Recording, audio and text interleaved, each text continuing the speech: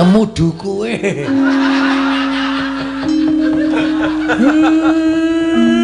Kowe ngopo? Mil. Aku tak takon kowe, Mil. Ora duwe anakmu to? Anakku Ragil. Bohong. Kamu tukang bohong.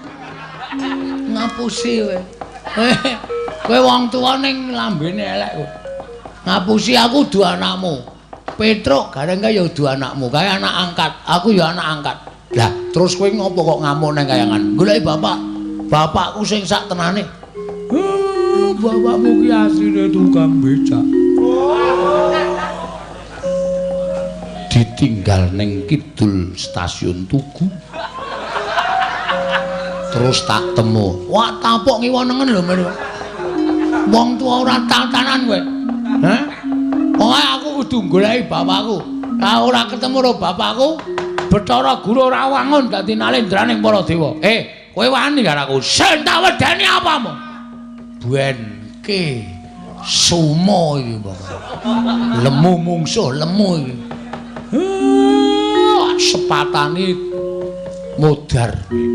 Sepatane ngrekoso uripmu. Ora satara sepatane aku ket biyen wis ngrekoso uripe. Aku wis ketula-tula. Ayo, tak duduke apa ora? Ora tak duduke tak amuk tenan. Asli aku ora goro. Ora duduke titenono. Aku sing ora nrimake. Gong, kowe iki bocah kok arep wani karo wis ora iya. Pokoke luweh.